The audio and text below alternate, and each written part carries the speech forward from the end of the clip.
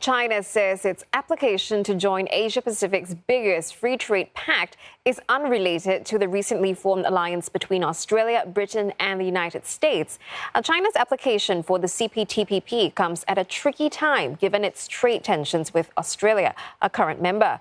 All 11 members of the partnership will need to reach a consensus to allow Beijing to join.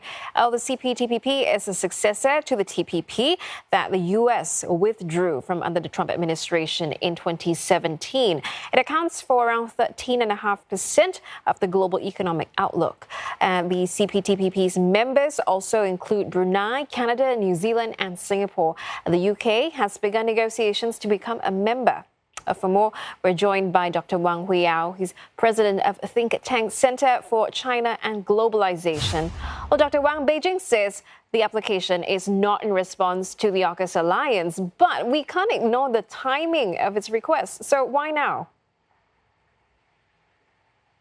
Well, probably there is some coincidence, but you can see that this U.S., Australia, and UK alliance probably come at the wrong timing because it's kind of a security pact, and also it supports the nuclear submarine purchase of Australia. But China actually at this time, has Chinese Minister of Foreign Commerce actually talked to the New Zealand trade minister on this new economic, path of CPTPP that China shows great interest and desire to join, and that shows something that China is really looking forward, not staying at this old, probably Cold War mentality of the last century. So I think this is great. The Chinese foreign minister just visited Singapore, and now Chinese trade minister just talked to the minister of New Zealand, and then officially started the application process with those member countries. So I think this is a great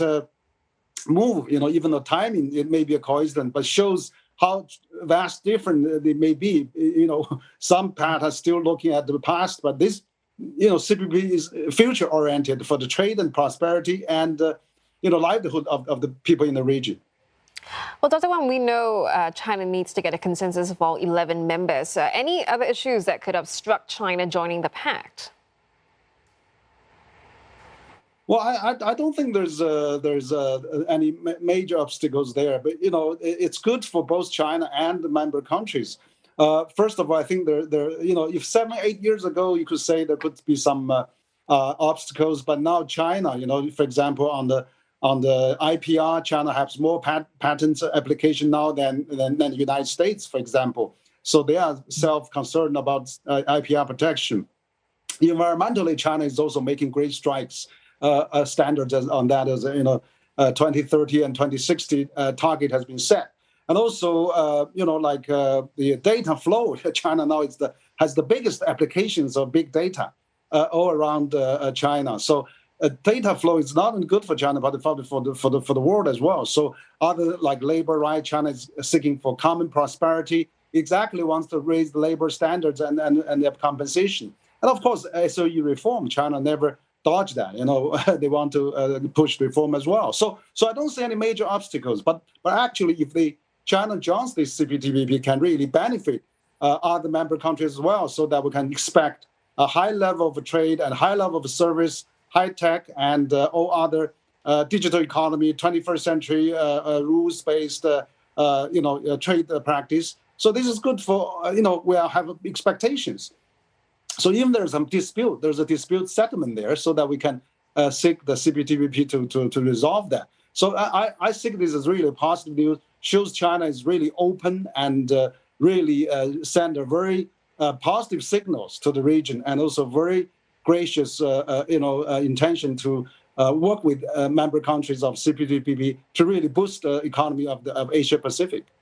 Yeah, Dr. Wang, and speaking of signals, sending signals to the region, would China's application put pressure on the U.S., which has so far stayed away from the deal? Well, I think that because President Trump, when he took the office, the first executive order he signed is really to withdraw from CPTPP.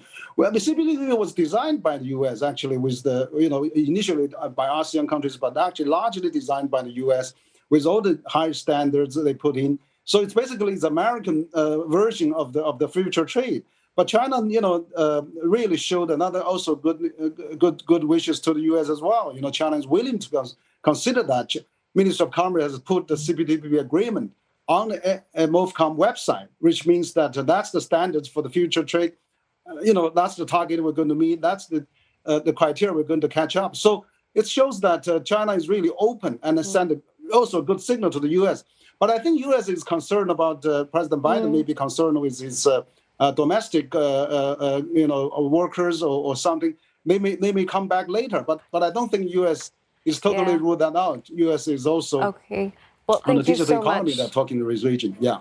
Yes. Well, thank you so much, Okay, Dr. thank Wang, you. for your insights. Dr. Wang there from the Center of China and Globalization.